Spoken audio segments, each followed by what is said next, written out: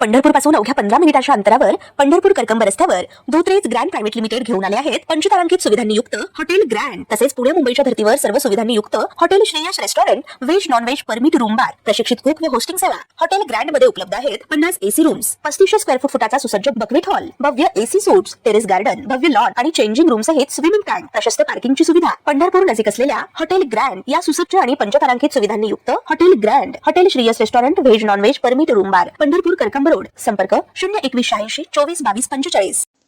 विलेपार्ले येथील एका बहुमजली इमारतीच्या शेवटच्या मजल्यावर सोमवारी आग लागली। यात एका वयोवृद्ध महिलेचा मृत्यू झालाय तर दुसरी महिला जखमी आहे। या आगीमागील नेमकं कारण स्पष्ट झालेलं नाहीये। मात्र मुलाच्या लग्नाच्या आदल्या दिवशी घडलेल्या दुर्घटनेनं कुटुंबावर शोककळा पसरली आहे। विलेपार्ले पूर्वेला फिरोजशाह मेहता मार्गावरील सुविधा पर्ल या 13 मजली इमारतीच्या शेवटच्या मजल्यावरील घरात सकाळी 9:30 वाजताच्या सुमारास अचानक ही आग लागली। अग्निशमन दलानं ती लेव्हल 1 प्रकारातील घोषित करून विझवण्याचे प्रयत्न सुरू केले। आगीवर दुपारी 1:15च्या सुमारास नियंत्रण मिळवण्यात यश आलं। मात्र या दुर्घटनेत भावना सात्रा वय वर्ष 62 आणि अनेरी सात्रा वय वर्ष 34 या महिला जखमी झाल्यात। त्यांना तात्काळ नानावटी रुग्णालयात दाखल करण्यात आले। जखमींपैकी भावना यांचा मृत्यू झालाय तर गंभीररित्या जखमी झालेल्या अनेरी यांच्यावर अतिदक्षता विभागात उपचार सुरू आहेत।